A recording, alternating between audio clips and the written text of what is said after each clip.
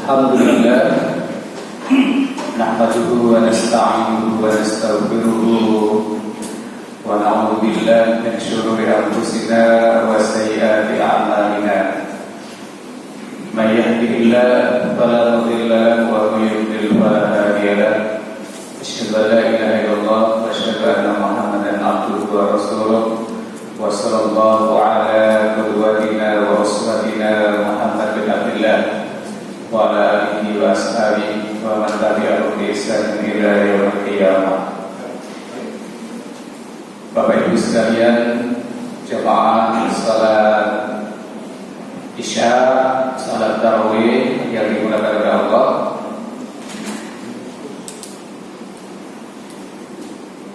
Waktu yang diberikan kepada saya 15 menit. Jadi nanti 15 menit ke depan insyaallah kita akhiri. Para jemaah sekalian, beredar pesan singkat tentang kisah singkat yang konon dinukil dari sebuah kitab karya Profesor Dr. Hamka yang berjudul Tasawuf Modern. Di dalam cerita singkat tersebut, ketika seorang raja bernama Iskandar Zulkarnain berkata kepada pasukannya, nanti malam kita akan melewati sungai, karena besoknya kita akan melakukan sebuah daerah. Pesannya adalah, ambil apa saja yang kalian injak dari dasar sungai tersebut. Kemudian esok paginya, setelah semalam pasukannya melewati sungai tersebut, bertanyalah Dzulqarnain, apa yang kalian dapatkan semalam? Nah, para jamaah sekalian, di antara mereka terbagi menjadi 3.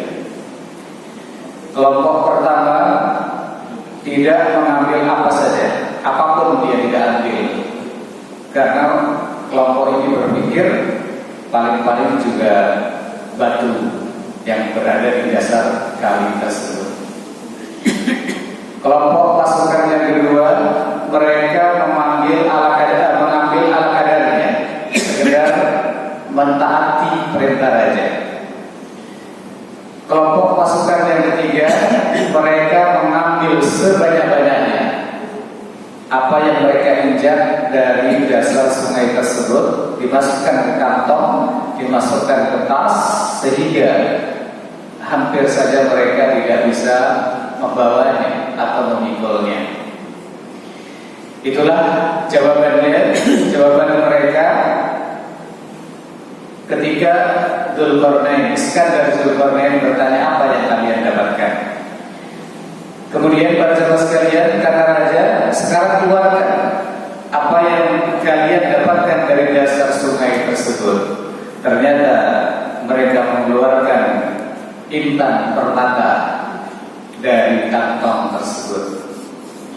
Nah, para jemaah sekalian, setelah mengetahui bahwa yang keluar itu adalah intan permata, maka kelompok pasukan yang pertama tadi menyesal sejadi-jadinya, karena dia berpikir paling-paling juga batu, ternyata intan.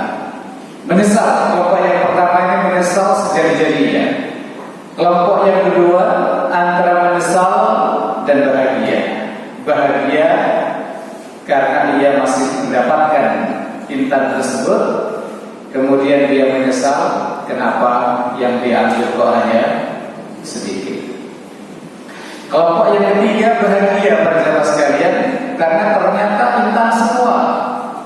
Nah, inilah yang dinukil dari kitab Tasawuf Modern karya Profesor Dr. Hamka. Nah, kemudian di dalam rehat tersebut, entah ada kaitannya dalam buku tersebut atau tidak, penulis pesan singkat tersebut mengajak kita bagaimana kita menghadapi Ramadan. Ramadan ini penuh barokah para jamaah sekalian. Ternyata kalau kita ceritakan tadi, kita sebutkan dalam cerita tadi, kaum muslimin hari ini menghadapi Ramadan terbagi menjadi 3. Pertama, mereka yang sama sekali tidak mendapatkan keberkahan di bulan Ramadan, ya berlalu begitu saja. Kelompok yang kedua, mereka mendapatkan sebagian keberkahan Ramadan karena ibadahnya biasa-biasa saja, ya, nggak maksimal. Sementara kelompok yang ketiga, mereka maksimal di dalam beribadah kepada Allah di bulan Ramadan ini, sehingga mereka mendapatkan keberkahan yang banyak. Nah, hadirin para jemaah sekalian yang dimuliakan oleh Allah, kita kelompok yang mana? Di bulan Ramadan ini banyak intan-intan permata. Maksudnya adalah keberkahan yang luar biasa.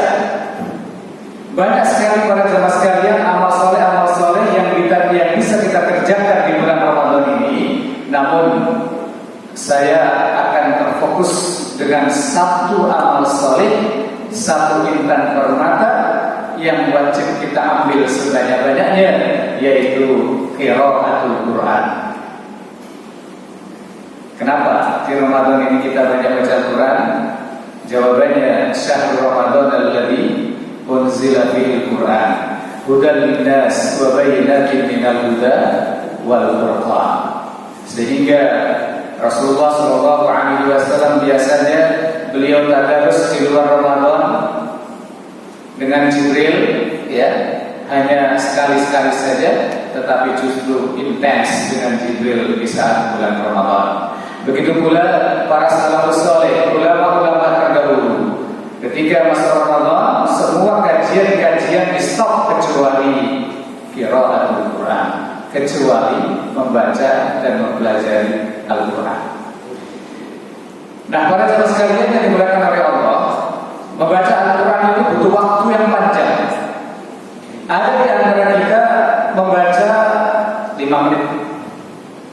Ada di antara kita yang ada yang membaca 10 menit, 30 menit, 1 jam. Bahkan ada yang berani berjam-jam mengorbankan waktunya untuk membaca Al-Quran. Ketahuilah para jemaah sekalian, waktu-waktu yang kita gunakan untuk membaca Al-Quran itu bukan sia-sia. Sebetulnya kita sedang berniaga dengan Allah.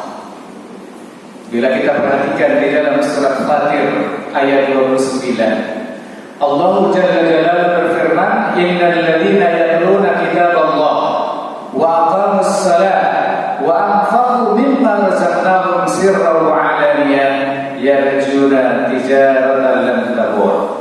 Sesungguhnya orang-orang yang membaca Alkitab, maksudnya adalah membaca Al-Quran, kitab Allah yaitu Al-Quran, wa aqamus shalah, dan mereka menegakkan salat, serta mereka menginfakkan sebagian rezeki, sebagian saja, tidak semua, sebagian rezeki yang telah kami berikan kepada mereka secara sembunyi-sembunyi maupun terang-terangan.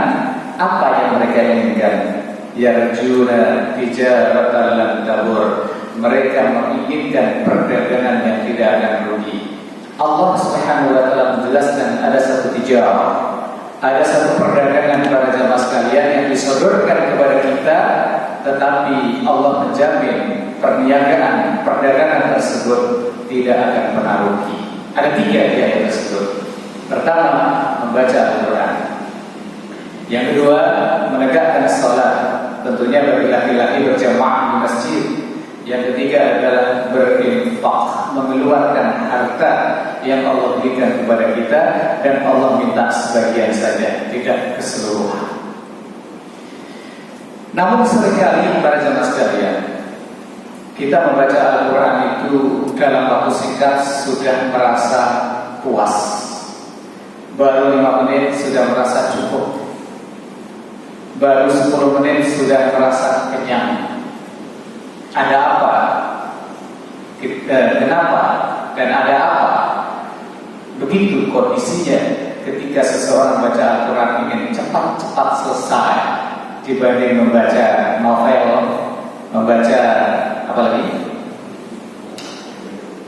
berita-berita selebritis itu berjam-jam kuat dan langsung nempel di otaknya, langsung hafal. Si fulan begini, si fulan begini, si fulan begini, langsung nempel, suruh menceritakan itu langsung bisa.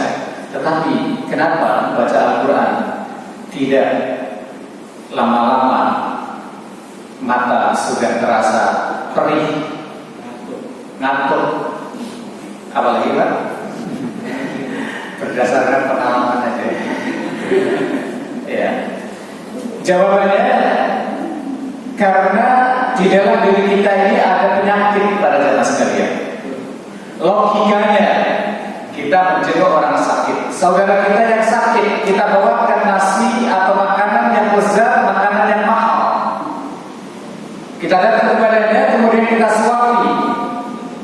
Ini makanan saya beli dengan mahal, ini makanan yang terlezat, silahkan makan. Ini sudah sakit nih, ya. Disuapin 1 sendok, apa kata dia? Sudah cukup, sudah kenyang. Udah, ini enak, ini mahal. Suapin lagi, sudah kenyang. Terpaksa dia telan juga 2 suapan, dia mengatakan sudah cukup, dia tidak mau membuka mulutnya. Kenapa? Makanan itu tidak lezat buat dirinya. Karena makanan itu pahit buat dirinya. Kenapa? Karena sedang sakit. Jadi ingin menyudahi makanan tersebut dan sudah merasa kenyang. Nah, Bapak Ibu sekalian yang dimuliakan oleh Allah, kita demikian juga. Kalau kita sedang merasa kenyang membaca Al-Quran baru 5 menit sudah cukup, gitu ya. Atau salah satu halaman, bukan 1 lembar, atau 1 lembar itu bolak-balik Pak Ibu sekalian kan, ada 2 halaman. Membaca 1 halaman sudah merasa cukup, cukup deh. Itu artinya bahwa di dalam diri kita ada penyakit. Kita sedang sakit. Apa penyakitnya? Syirik, khurafat, tahayyul, bid'ah, apalagi Pak? Maksiat-maksiat yang lainnya. Ketika semuanya itu bersarang pada diri seseorang, maka dia akan kenyang, ya, walaupun baru sebentar membaca Al-Quran. Nah, inilah para jamaah sekalian kita, mari kita banyak membaca Al-Quran, karena ini adalah bagaikan tadi intan-intan pertanda. Makin banyak kita baca Al-Quran, kita akan mendapatkan hal tersebut dalam arti keberkahan yang luar biasa yang Allah berikan kepada kita. Terakhir saya sampaikan sebuah hadis Nabi Sallallahu Alaihi Wasallam. Pada suatu pagi Nabi Sallallahu Alaihi Wasallam mendatangi Ashabus Suffah. Ashabus Suffah itu kelompok muhajirin yang fakir, yang miskin, yang tak punya rumah, ditampung oleh Nabi Sallallahu Alaihi Wasallam di Masjid Nabawi. Pagi-pagi Nabi bertanya kepada mereka, apakah di antara kita senang pagi-pagi seperti ini berangkat ke Budhan atau ke Akik? Ini 2 pasar zaman tadi, ya. Pasar tersebut khusus unta-unta mahal. Jadi salah satu di antara kalian pergi ke sana, pulang-pulang membawa beberapa ekor unta tanpa ada kecurangan, tanpa ada penipuan, artinya betul-betul dagang, mendapatkan keuntungan unta atau dikasih orang di pasar itu. Dia pulang dari pasar tersebut membawa beberapa ekor unta. Senang gak di antara kalian? Oh, tentu kami senang ya Rasulullah. Ketika itulah kemudian Nabi Sallallahu Alaihi Wasallam mengatakan, afala yahdu ahadukum ilal masjid. Kalau begitu kenapa kalian tidak ke masjid saja? Untuk apa? Fayata'allamu aw fayaqra'u, untuk membaca, untuk mendalami, untuk pelajari, atau untuk membaca ayataini min kitabillahi azza wa jalla. 2 ayat dari kitab Allah. 2 ayat para jemaah sekalian, bukan 2 surat. 2 ayat. Qul huwallahu ahad 1, Allahus samad 2. Inna a'tainakal kautsar 1, ya, pasal li rabbika wanhar 2. Itu yang pendek-pendek ya. Kenapa? Tidak segera ke masjid saja, kemudian mempelajari atau membaca 2 ayat dari kitab Allah Jalla Jalaluhu, itu lebih baik daripada 2 ekor unta. 3 ayat lebih baik daripada 3 ekor unta. 4 ayat lebih baik daripada 4 ekor unta. Subhanallah, Bapak Ibu sekalian, unta zaman dulu kan kendaraan terbaik ya, kendaraan terbaik, apalagi itu dari pasar unta yang mahal-mahal.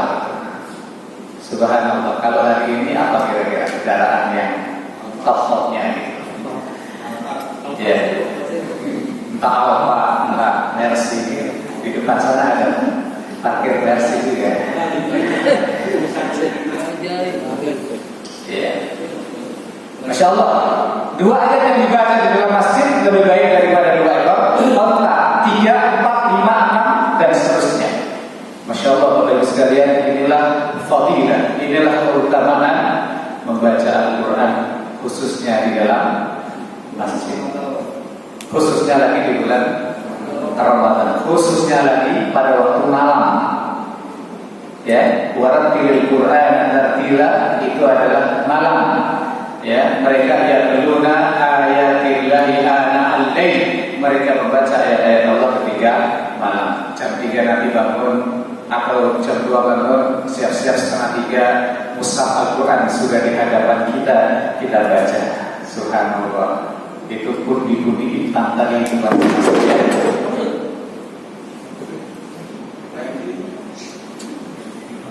Cepat. Mungkin ini tandanya jangan lebih.